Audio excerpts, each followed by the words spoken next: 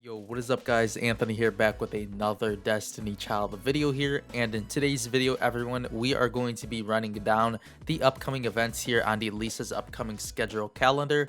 As you can see, we are on the Destiny Child Moot page and do have the Lisa's upcoming schedule calendar brought up on the screen right now.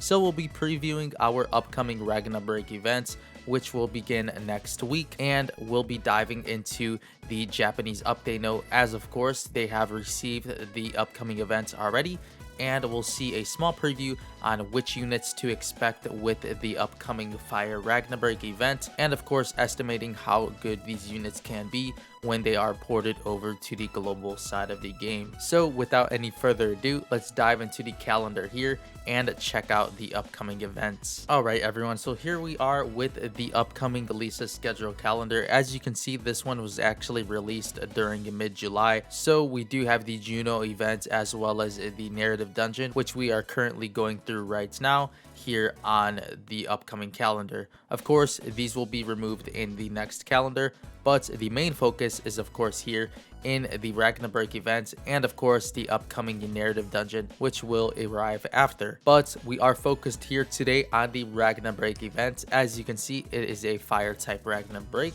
so you will want to prepare your water type units, and we'll be running it down the events guide here in tomorrow's video. So stay tuned for the events guide so you guys can prepare your team on the weekend. But we do have here the Ragnarok reincarnation event, I do believe, for the next event. As you can see, we also do have the side events, being of course the standard Ragnarok one shot one kill event and the ace deck for Ragnarok. Now the boss here is Kalaratri, as you can see her pictured here in the calendar guide.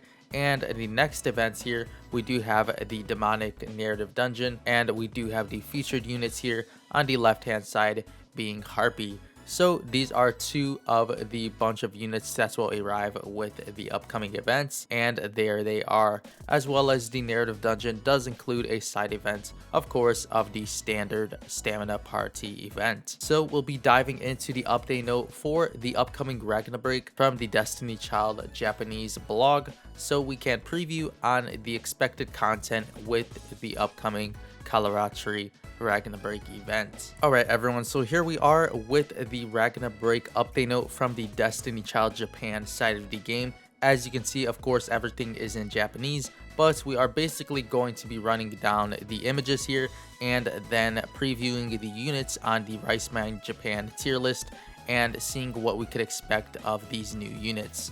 But as you can see, they did receive these units on November 19th.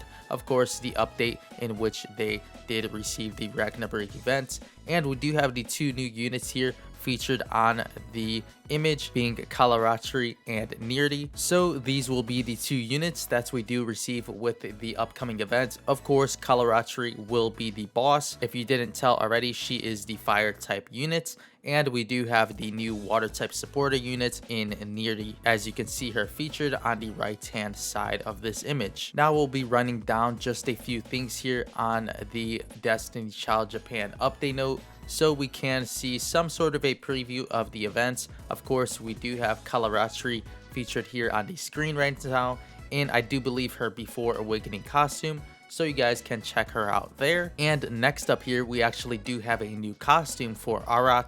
So this costume should be available to obtain from Platinum Chest. So there she is in a beautiful costume, and it would be pretty nice to obtain this one for Aurora, as I do like it more than her standard After Awakening on, I do believe, the dark type unit. Next up here, we do have an image of the spa costume for Kalaratri, so you could expect her to look like this in the Infernal Spa realm when you do decide to toss her in there, and if you do end up pulling her spa costume. Now next up here, we do actually have the guaranteed upon summoning banners that were introduced to the Japanese side of the game with this event. So these banners we should expect with the upcoming events, as they don't change them up too often, as we do have here the guaranteed upon summoning for, of course, the newest unit, being Nirrti here, the water type supporter unit. As you can see, she does have the supporter icon on the image, and she is a water type character.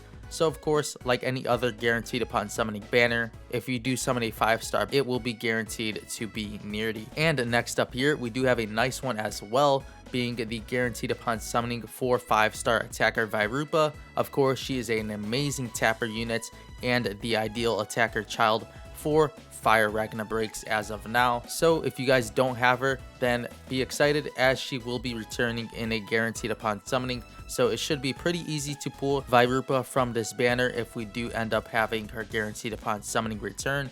And I really doubt they do change this, as of course she is a very amazing attacker for the event. So they'll want to toss out this banner for everyone to try and obtain her. Next up here, Japan did also receive, of course, the standard dual pickup banner for Vairupa and the new water type supporter in Nirrti. So we could expect this to arrive to the global side of the game as well. As for the best raid pickup summon, this is the one that the Japanese side of the game did receive. We do have 5-star Pomona, 5-star Guillotine, 5-star Newbie Mona, and 5-star Leo featured on the raid best pickup. This one I don't expect to stay the same. Sometimes they do switch it up, but there it is for you all to see what the Japanese side of the game did receive.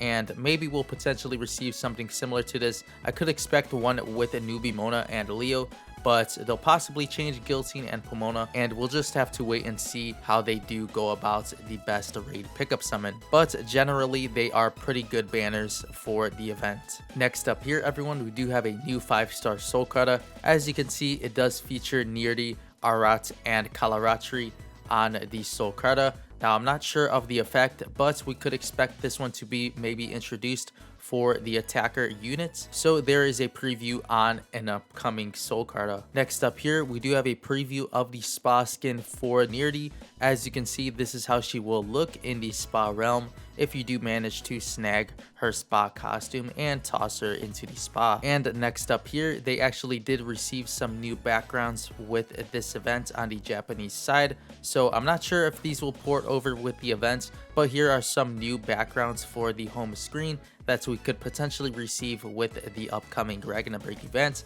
So of course, some new nice backgrounds you can display your units on in the home screen. So there is the update note for the upcoming Ragna Break reincarnation event and some of the content we can expect with the upcoming event here on the global side of the game.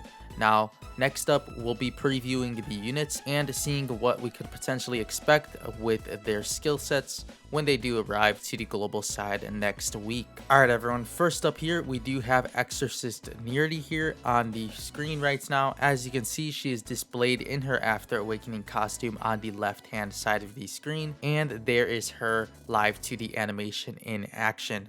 But of course, we are on RiceMine Japan, and if you guys would like to check out this website, I'll be sure to link it in the description box below, as of course, it's an amazing database for Japan units, and of course, I will also link the global side as well, as it's a very useful tier list for any player of Destiny Child. But without any further ado, here is Exorcist Nirrti, the newest 5-star water type supporter to be introduced with the next event. And we do have her tiers here currently on the Japan side of the game. Of course, these are subject to change on the global side, as we do have less of the newer units on the global side of the game that the Japan side does have already. But the tiers here: PvE tier 7, PvP tier 7, Raid tier 9, and World Boss tier 8.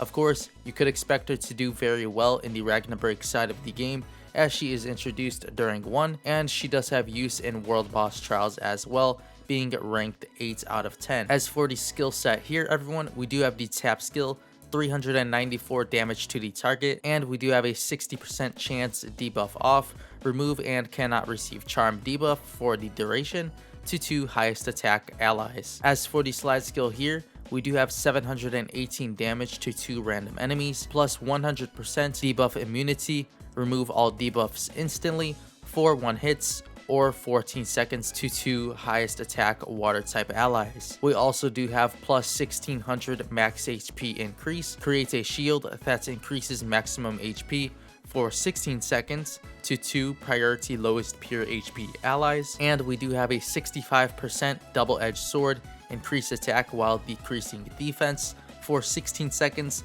to 2 highest attack water type allies, raid only. So overall, with the tap and slide skill, you can see she does counter the boss a ton. She does have debuff immunity, and she does have a 1600 HP shield here for 2 of your lowest pure HP allies, and of course the 65% double-edged sword, which is an amazing skill on supported units, as it does help your attackers a ton. As for the drive skill here, we do have 1858 damage to 3 random enemies, and we do have plus 100% debuff immunity for 1 hits or 14 seconds to 5 random allies. Now the drive skill here is pretty useful as well. She does deal damage, of course, to the enemy, and most importantly applies the debuff immunity to all of your allies on your Ragna roster. As for the leader buff here, we do have plus 18 attack to all water type allies and plus 15 attack to all water type allies in Ragna only. Now overall, I would say she is an amazing water type supporter. Of course, for Ragna events, she does apply it all. She does apply a ton of buffs, and of course debuff negation on your units. She does have the slide skill here, being amazing for your water type allies. Of course, applying a debuff immunity, the 1600 max HP shield to lowest pure HP allies, and of course a very important aspect of her kit with the double-edged sword here for your water type attacker. Now the tap skill may be useful as well, as she does have a 60% chance of charm debuff off to 2 of the highest attacker allies. So maybe the upcoming boss does have charm, and you'll want to run her on maybe a tap slide rotation. As for the drive skill, I would say it's pretty useful, as of course it does apply 100% debuff immunity to all of your allies, and the leader buff is pretty decent, but you'll probably want to use a speed leader buff over this one. But overall, I would say she is an amazing water type supported unit, and definitely snag her up for the event. She will be a top tier unit for the specific event, and of course will be a great option for future Fire Ragnarok events and World Boss trials. Next up here, everyone, we do have the fire type debuffer in Aurora Kalaratri that will be introduced with the upcoming Ragnarok event. As you can see, she is displayed here on the left hand side of the screen in her After Awakening costume. So there she is, and here is her default live 2D animation with the After Awakening costume. Overall, she does look amazing for a fire type unit, and let's preview her kits here, as we do have the tiers here on the Japanese side of the game: PvE tier 6, PvP tier 8, Raid tier 6, and World Boss tier 8. As for the tap skill here, we do have 400 damage to 2 priority any debuffed enemies, and we do have 140 bleed, continuously deals damage for 14 seconds to 2 any debuff enemies. As for the slide skill here, we do have 704 damage to 2 priority lowest HP enemies, and she does have a 70% chance of charm. New buffs cannot be applied during the duration, cannot be removed for 12 seconds to 2 priority lowest pure HP enemies. So there is the charm on Kalaratri's kit. As we did see on Nirrti's tap skill, she does have a chance to remove charm, so we could expect Kalaratri to apply charm on the Ragnarok event. Next up here, we do have plus 17% debuff extension, extends duration of debuffs for 12 seconds to 2 any debuffed enemies. As for the drive skill here, 2095 damage to 3 random enemies, 600 bleed, continuously deals damage for 14 seconds to 3 random enemies. And for the leader skill here, minus 15% debuff evasion, reduce evasion against debuffs to all enemies. Now overall, for Kalaratri's kit, I would say she is pretty promising for the PvP and of course the world boss side of the game, as she does have a pretty unique kit in the charm and debuff extension on the slide. So it would be pretty nice to have this unit in PvP, as well as the leader skill does have minus 15% debuff evasion, so those debuffs will be easier to land in the PvP side of the game. As for world boss, you'll probably want to use her just for the slide skill, as she does have the debuff extension, and depending if the charm does apply to the boss or not, it will be pretty useful as the boss cannot apply new buffs to themselves. Another interesting portion of her kit is that she does have bleed on the tap and drive skill, so bleed as well as charm and debuff extension could be a pretty strong combo in the PvP side of the game, depending on the sort of team you do use her on. So I would say Kalaratri is pretty promising for the PvP and the world boss side of the game. We'll just have to see how her ignition side of the game is on the global side, and she could possibly be a force in the Devil Rumble as well as Endless and of course the world boss areas of the game. Now personally, I do love her style, so I would definitely invest myself in Kalaratri just based off of this aspect. And she does have a decent kit, so maybe someday I'll decide to raise her. But make sure to let me know what you do think of Kalaratri and of course Nirrti and their expected kits when they do port over to the global side. Of course, these are subject to change. They can either be buffed or nerfed. Now, I wouldn't expect any nerfs as they don't really nerf any units here on the global side of the game too often anymore. So if anything, these kits should stay relatively the same as the Japanese side of the game. So make sure to let me know what you do think of Kalaratri's kits and of course the kits of Nirrti. Overall for myself, I would rate Nirrti probably a 9 as she does seem to be a complete water type supporter with the double-edged sword, the HP increase, of course the shield, and she does have the debuff immunity as well on the slide and drive skill. So she does seem to be a pretty complete water type supporter for the Ragna break side of the game, and she does seem to have some use in the world boss area of the game, so I would give Nirrti a 9 out of 10. As for Kalaratri, I would say she is probably floating around the 7 to 8 range as of now, as we do have to see if she is pretty useful in the PvP side of the game. But based on her kit, she does seem to be a pretty threatening force as she does have debuff extension. The charm will be pretty strong if it does apply in the Devil Rumble, and she does have bleed as well. As for the world boss area of the game, I would not be surprised if she is used as she does have debuff extension, and debuff extension is always amazing in world boss, and the charm could potentially be useful as well alongside the bleed damage if we do run her on a tap slide rotation. But there are my personal opinions on the units. As I did say already, make sure to let me know what you do think of the 2 upcoming units for the reincarnation event. Alright everyone, last up here we are going to preview the live 2D animations for the upcoming units. Here is Nirrti in her Before Awakening costume, as you will summon her for the new units. So there is her Before Awakening live 2D animation, and here is Nirrti in her After Awakening animation. As for the Hot Spring costume, here is Nirrti's Hot Spring costume.